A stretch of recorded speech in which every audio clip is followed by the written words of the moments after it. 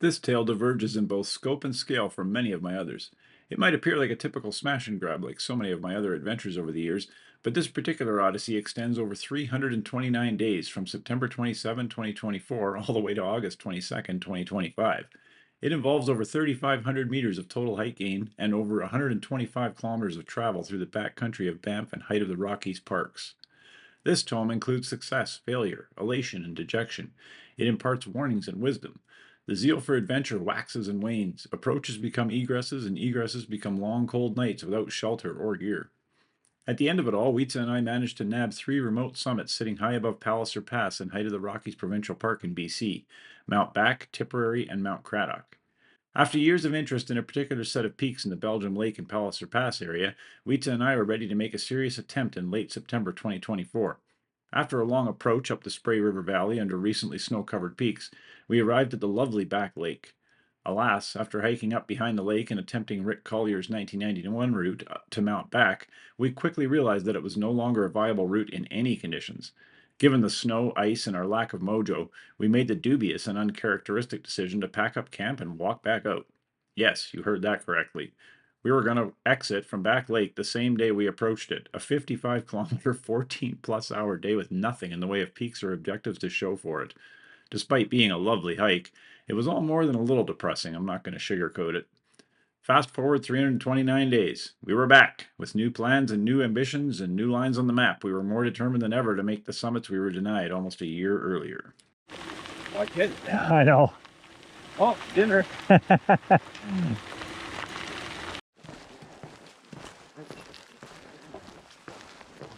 From the bike drop, it was a familiar hike, 20 or so kilometers up the Spray River towards Palliser Pass.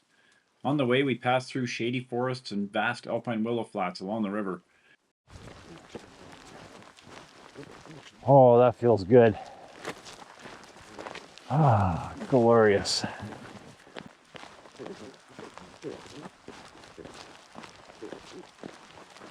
Peaks such as Snow Peak, Mount Sir Douglas, Laval, Ware, Vavasour, Leman, and Queen Elizabeth soared overhead in the deep blue skies of summer.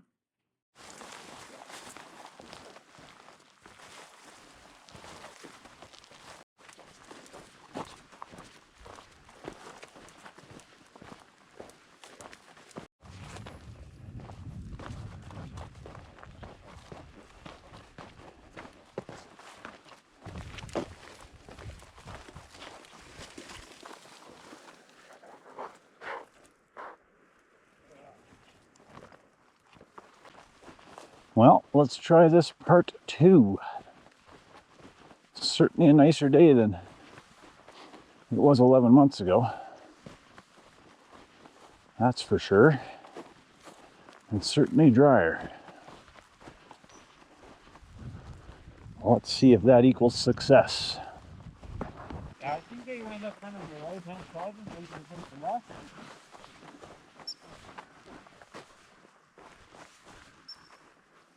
As we made our way slowly up towards Back Lake from the pass, I was wondering how the rest of our day would go, considering what happened 329 days before. If I only remember bits and pieces.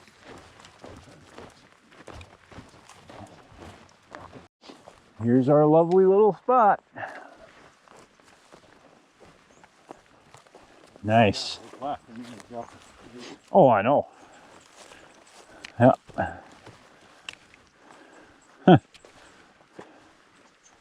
There you go. The lovely Back Lake.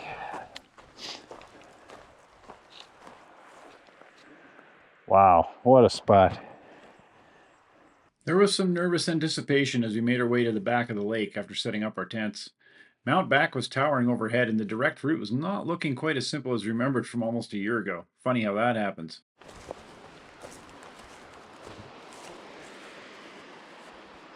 Queen Elizabeth, King Albert, and back. As I pondered the wonderful little falls and the sparkling blue waters of Back Lake down behind me, I hoped that this trip would not be in vain.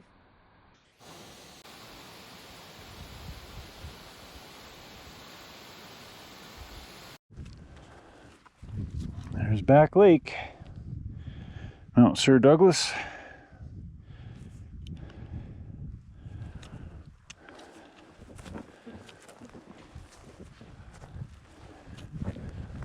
And Mount Back. It might be time to play the find the fossil game. If there's any in here. Honestly, it's hard to explain how, but the incredibly loose, incredibly hard, incredibly steep terrain from the back of the lake to the lower cliff band took us over 1.5 hours to ascend. That is ridiculous. I had to check the track 3 times in Gaia before I could believe it. That's the equivalent of an entire slow lap on Prairie Mountain, up and down. The reason it took so bloody long was the slow pace we had to take in order to keep things safe and reasonable. The dirt was so hard and the route so manky that we simply didn't have a choice. Rocks that looked like solid footholds broke loose, and simple-looking scree slopes were concrete hard and angled in such a way that a slip would mean cheese grating a lot further than a human body would prefer. If you don't believe me, go check it out for yourself.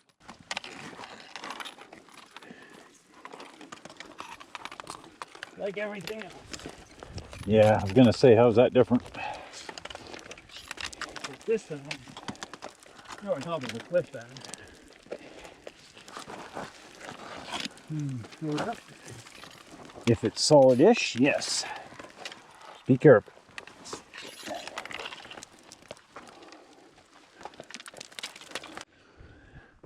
Back Lake, Belgium Lake, Wietze Lake. Huh? Huh? Lakes option. And just general shit. Not so bad. Just watch those types of rocks, because those are the ones that scare me a little. Yeah. Yeah, that works. Ja? Goed genoeg. Well, the grate must be in there somewhere. Yeah, I have a little. In here.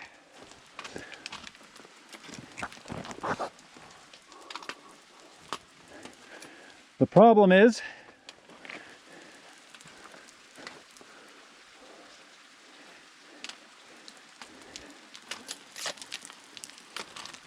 fine.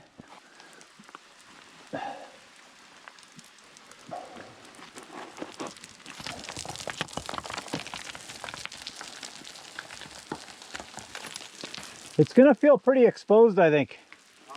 I'd rather try the other route first. All right.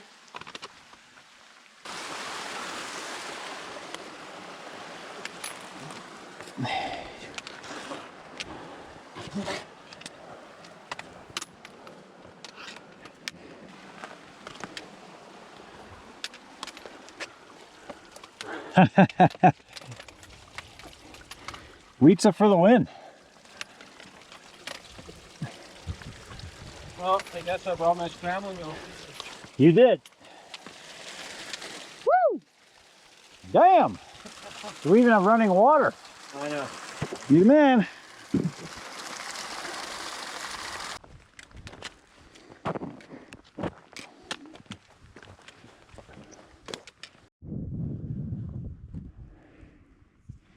There's our exit call. After finally breaking through the first cliff band, we spotted another which we broke on climbers left under a lingering cornice. Okay, this is definitely better here, so that's good. How is it this loose? I mean, it's not like you're gonna die, but No. It's just annoying. it's just annoying.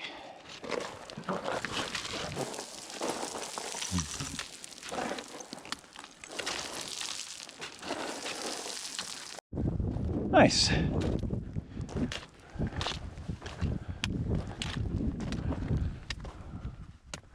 Well, that looks very easy at least. It took us over 2.5 hours from Back Lake to the easy southeast slopes of Mount Back, far longer than we'd planned. As we tried to set a pace to our first summit of the day, I kept looking nervously back over at Tipperary and Cradock. Our next two peaks didn't look quite as straightforward as I'd hoped, especially Cradock was looking a little fierce.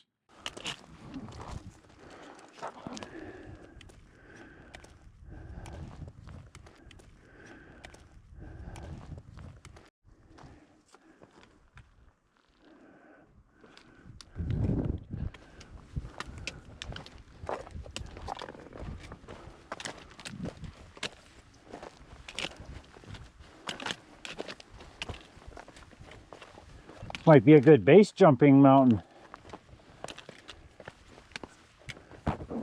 Whew, mount back. Dang, boy.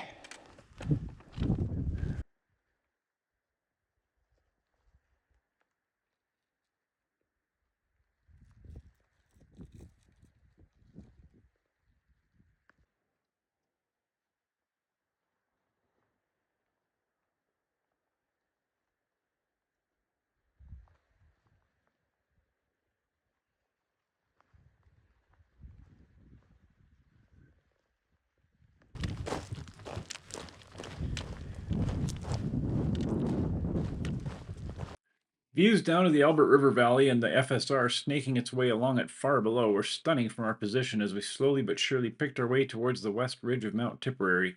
Views of Cradock and Tipperary were also stunning, if somewhat intimidating.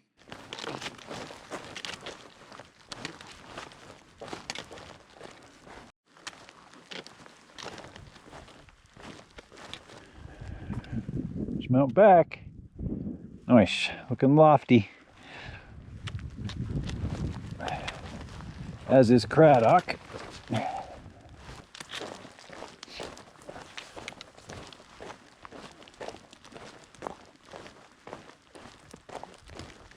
Thankfully, unlike the popular World War I marching song the mountain is named for, it was not a long way to Tipperary, but a relatively short one. Only 35 minutes from the summit of Mount Back, we found ourselves starting up on easy scree to a small col between Tipperary and a false summit to the west. This was good. We were back to positive thoughts on exiting before dark, but I did find myself looking at my left wrist more often than usual, pondering all the unknowns still ahead.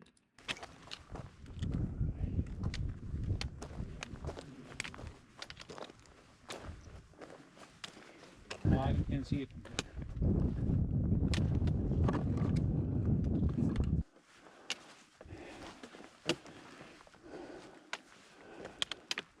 It was 1600 hours as we started slowly up the easy/moderate west ridge of Mount Tipperary. Rick mentions a steep descent down this ridge, and we were not doubting it as we made our way up it. Never difficult, the ridge was certainly steep enough, but there were many options to keep things reasonable, and the views to the Royal Group just across a deep, wild alpine valley to the south kept us distracted. Queen Mary, Prince John, Prince Henry, Prince Edward, Prince Albert, and of course King George were very impressive rising out of the summer haze beside us.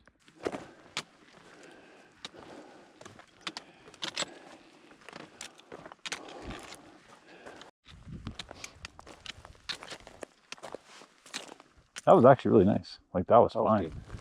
We topped out at our second summit of the day only 20 minutes after starting the West Ridge, just over an hour from the summit of Mount Back. That was the good news.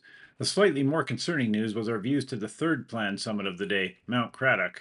As soon as we crested Tipperary and looked at Cradock's West Ridge, I knew we were both scuppered and screwed on this final peak. Dang it! How come nothing could be easy and straightforward on this trip?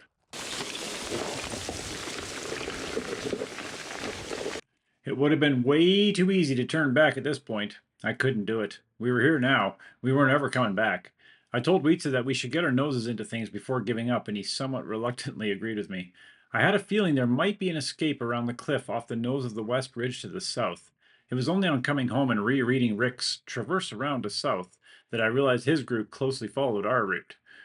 A moderate scramble down loose, toothy terrain brought us onto blocks of quartzite.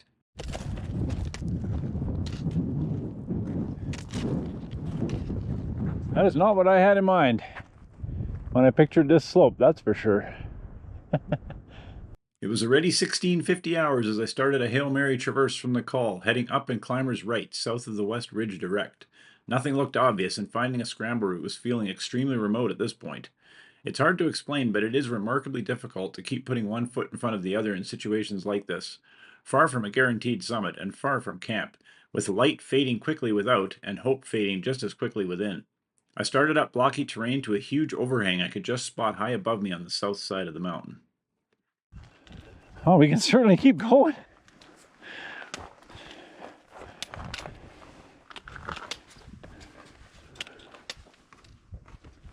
Just as we've experienced countless times in our beloved Rockies, every time we poked our noses around a corner or popped over a steep couloir, another route presented itself just ahead, tempting us further and further along. Go out on this side. I was gonna go straight up. I'm actually not even going to go in that gully though. It's easier here. By 1730 hours, I knew we were going to make our third peak of the day. Steep but relatively easy scree-covered slabs led to the upper summit ridge, and finally the 30-meter summit itself lay just ahead. Cradock in the bag. Yeah, you got your register. Good.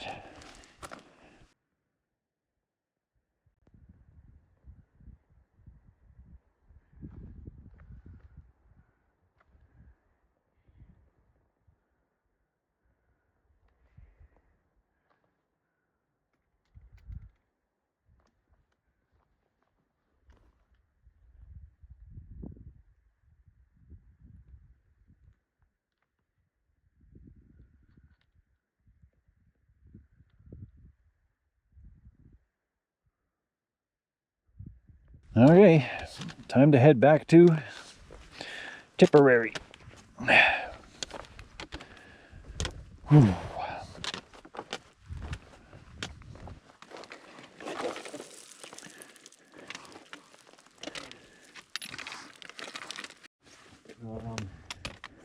Probably just anyway. Yeah, just staircase it. Yep. Winding staircase. I think it's after the overhang where I was maybe more climbers right.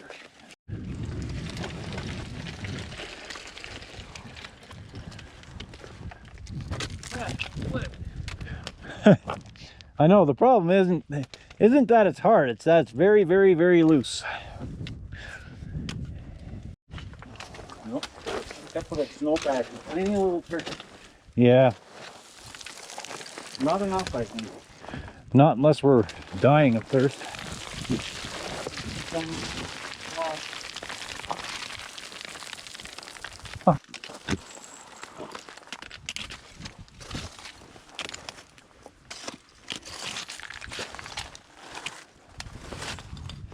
All right.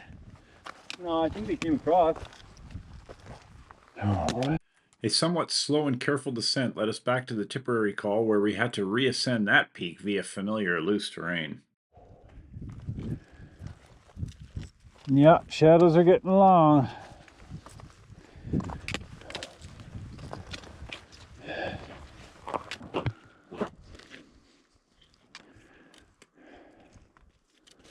Yeah, it does not look doable from here, I'll tell you.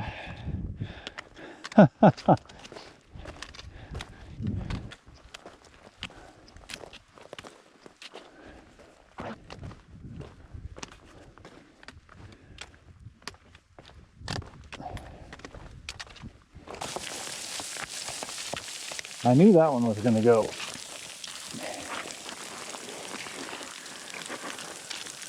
Okay, I'm just going to step here, I guess. The problem is any of these can go.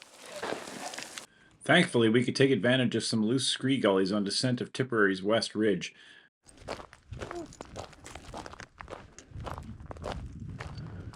Oh, that was a long video. We're good? Okay. You think we're okay? Oh. Oh yeah, there's the snow right there. This way. Yeah. It was after 1930 hours before we were finally starting down scree-covered slabs to a depressingly distant escape call. We were desperately hoping it would be a quick and straightforward hike just below Cradock's North Glacier to attain the escape call. It was not quick, it was not straightforward. Ugh.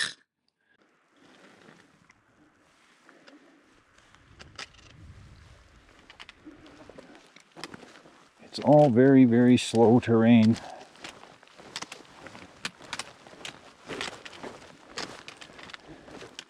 This is the fastest we've been in hours, and it's still slow.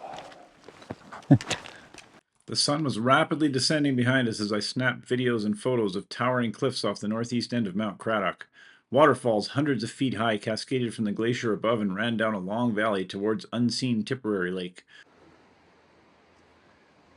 Hoping that's our call. Running out of daylight.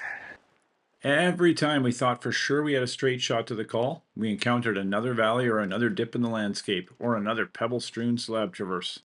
Man, is this micro-terrain a pain in the ass. As soon as you get on the glaciers, amazing scenery, but what a mess.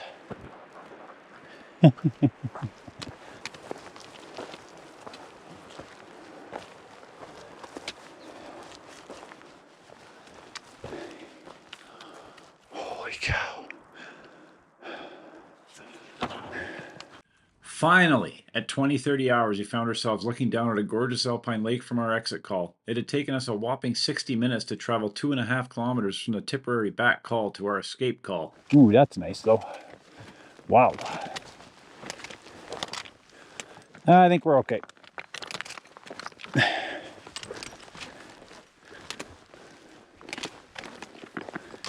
All right. Phew. Yeah, I wasn't too happy when I first saw that. As I'm sure you've sensed by now, there was simply no way we were going to beat the dark before hitting any sort of official trail at this point. With only a maximum of 30 minutes of daylight ahead of us, things got a little desperate. There was literally no time to lose as we dashed and stumbled down annoying shifting rubble to a gorgeous alpine lake nestled under the massive escape call. Sunset on Mount Sir Douglas, Munro, and Leroy across the Palliser River Valley was both beautiful and terrifying. Our only hope at this point was that we'd descend enough complex terrain to allow us to continue a relatively safe descent in the dark via headlamp, but let's face it, at this point it was an extremely faint hope.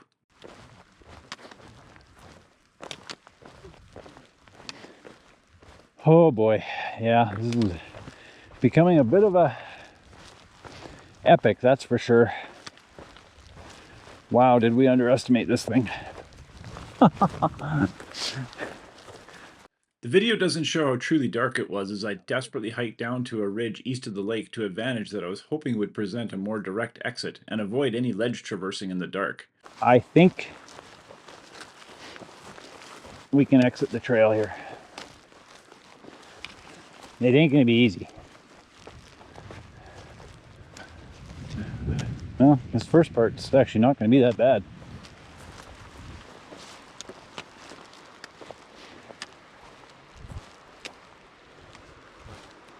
To be honest. I was delighted to see a clear line down the stream from the alpine lake to a somewhat worrying lower cliff band far below. I quickly realized that we were losing the battle. It was only 20:55 when Weitza caught up to me and we donned our headlamps. Light continued to fade rapidly as we scouted away down another set of cliffs, this time covered in annoying willows and avalanche debris in the form of broken and bent trees.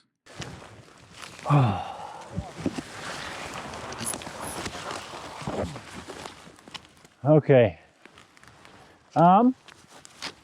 Before long, I found myself desperately thrashing willows on one side while my headlamp shone over a wet cliff directly below my feet. It was now 21:30 and pitch dark. I mentally shrugged and then simply gave in to the situation. We started preparations for our very first ever unplanned alpine emergency bivy. Okay. Despite making some dubious gear decisions, such as leaving my down jacket back at camp and not bringing rain pants, I made some others that were now very good indeed. Firstly, I brought my warmest fleece jacket and my most protective Gore-Tex one. I also had a warm merino wool toque and warm thick gloves. My ultralight pack has a seating pad as a backrest. This ensured protection from the cold ground overnight. The best decision, though? Back at home already, for some odd reason, I'd added extra fire starter to my emergency kit and made sure I had a working lighter. That particular decision was the real kicker in the end. Another good decision on hindsight was descending as far as we did out of desperation. We now found ourselves near running water on a fairly large and protected ledge and surrounded by plenty of dry-ish firewood thanks to previous avalanches over the years. Despite getting ourselves good and stuck in a fairly serious situation, we weren't going to die from exposure. The night was forecast clear and calm. We fully expected frost overnight at our elevation, but figured a nice hot fire would protect us. We set about getting a small site ready for a long night ahead. I tried not to think about it too much, but how the heck was the next 9 hours going to go? We had to save our phone batteries, so no audiobooks or music to entertain, and no video or photos of the incredible night skies either. We gathered some nearby rocks and made a small fire ring before getting a fire lit. I knew from my many canoe trips that once we got a bed of hot coals going, the wood didn't have to be very dry to keep burning. The first hour was spent getting the driest wood burned into a glowing bed of hot coals. I knew we'd have to babysit the fire all night or it would go out quickly, and this proved true. At least it gave us something to do.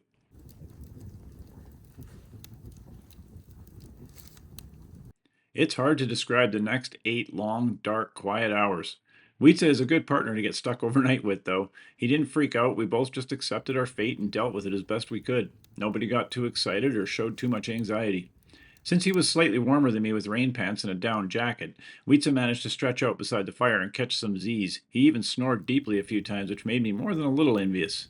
With my thinner layers, I pretty much had to lie on top of the small fire in order to stay warm. I got burned by more than a few embers, I was that close, but it worked. I stayed warm and only shivered violently when leaving the fire to collect more fuel.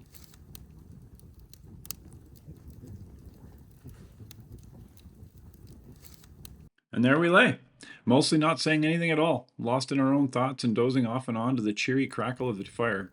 Our watches and phones were turned off to conserve batteries for the next day, so we had no idea of the passage of time. The only way we could tell that the hours were ticking by was the slowly shifting patterns of stars high above in an inky black sky. I ate one granola bar and had some peppermints in my jacket that were a nice little surprise. It was very hard not to turn my watch or phone back on to see what time it was, but I forced myself not to. Finally, after what felt like many hours, I couldn't take it anymore and turned my watch on for a brief look while Wheatsa snored beside me. I couldn't believe it when I saw the time. Oh, 3:30 hours. Yes. Only another 2.5, 3 hours and we'd already have morning light. That was a good moment. I can assure you of that. I turned my watch back off and settled in closer to the small hot flames. It took a while, but finally the stars started to slowly fade and low light appeared over Sir Douglas. As we shifted and tried not to shiver in the colder morning air, we realized it hadn't even reached freezing overnight. How lucky were we? Now we just had to find an escape to camp and execute it on next to no sleep and no food. Rather than piss about trying to descend any further, we decided to gain height back to the benches we'd spotted above and try traversing our way back to camp, following what we thought at the time was Rick's route. As day slowly broke around us, a stunning summer day, we trudged back up slope until we were at the height of the alpine lake with a grassy bench stretched out heading north atop cliffs below. We were committed to trying to traverse in front of us, so we kept on slowly ascending, hoping to heck that was Rick's exit line and would work for us too. Of course, we now know it wasn't Rick's line. You'll have to read my online report to find out those details. But you know what? It all freaking worked. Unbelievably, we crested a rise above a small alpine tarn and spotted an easy scree descent line past it.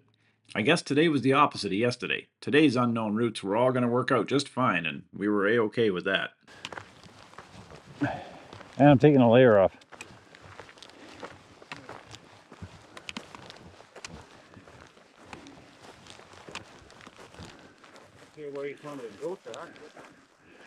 Our moods improved with each subsequent landscape feature we discovered as we followed a thin red line on my phone from a possible route I'd planned beforehand, traversing down and north along cliffs and curtain walls and down rubble slopes to the valley floor.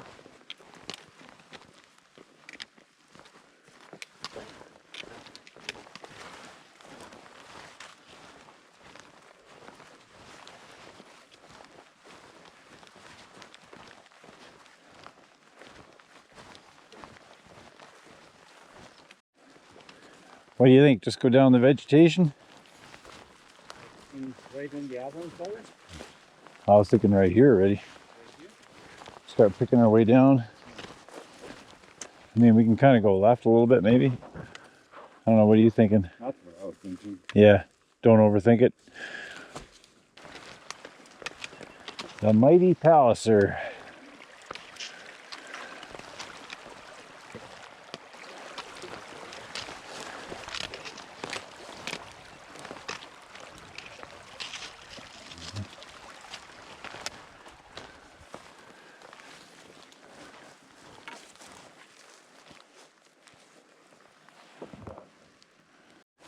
On the Palliser Pass trail, finally.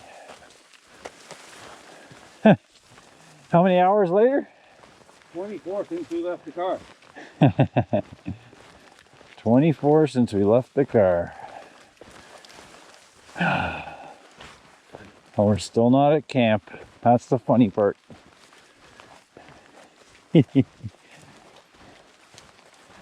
Good times.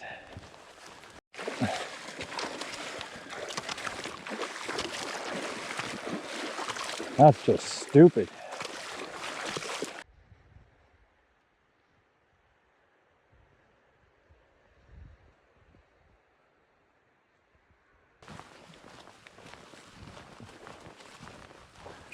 Can't say we didn't have an adventure. At 09:45, under a brilliant warm summer sun, we turned our backs on a now familiar small corner of mountain paradise that had somehow twice thwarted us a good night's rest and shuffled our way back down towards Palliser Pass.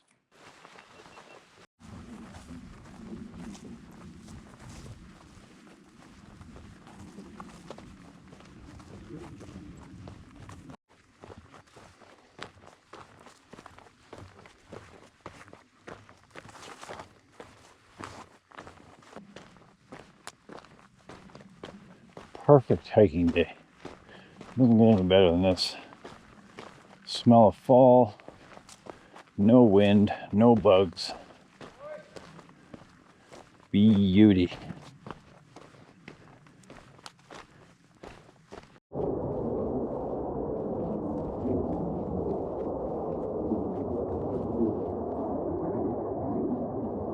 Wow.